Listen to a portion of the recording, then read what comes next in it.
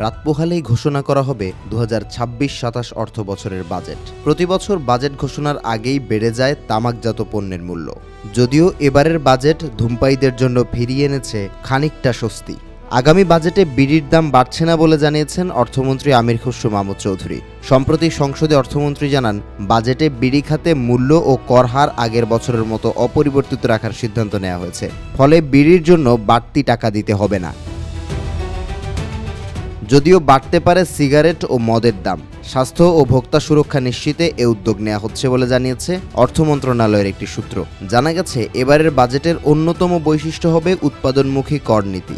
এতে সবচেয়ে বেশি সুবিধা পাচ্ছে ইলেকট্রনিক ও ইলেকট্রিক্যাল পণ্য উৎপাদন খাত। দেশে উৎপাদিত TV, fridge, AC, washing machine এবং অন্যান্য গৃহস্থালী পণ্যের উপর ভ্যাট অর্ধেক কমে দাঁড়াতে পারে 7.5%।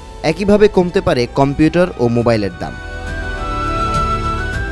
স্বাস্থ্যসেবায় পাওয়া যাচ্ছে স্বস্তির বার্তা।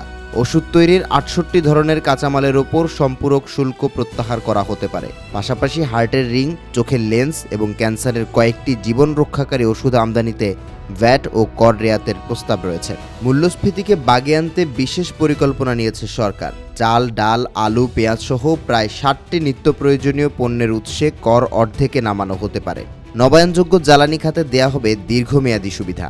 ইলেকট্রিক ও হাইব্রিড গাড়িতে উৎসাহ যোগাতে আমদানি শুল্ক প্রত্যাহার করা হতে পারে। পাশাপাশি উৎপাদনে দেওয়া হবে বিশেষ কর সুবিধা। উল্টোদিকে রিজার্ভ ধরে রাখতে বিলাসপণ্য আমদানিতে 20% ভ্যাট আরোপ করা হতে পারে। ফলে বাড়তে পারে এসব পণ্যের দাম। কাজু বাদাম আমদানিতে শুল্ক 5% থেকে বাড়িয়ে 25% এবং হিমায়িত মাছ আমদানিতে ভ্যাট বাড়ানোর প্রস্তাব থাকতে পারে। নির্মাণ খাতের জন্যও আসছে দুঃসংবাদ। এমএএস রডসহ সংশ্লিষ্ট পণ্যের উৎপাদন পর্যায়ে কর ও ভ্যাট প্রায় 10% বাড়ানো হতে পারে।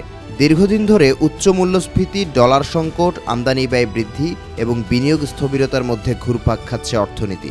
যাতে গতি ফেরাতে এই কর নীতি গুরুত্বপূর্ণ ভূমিকা রাখতে পারে বলে মনে করছেন অর্থনীতিবিদরা।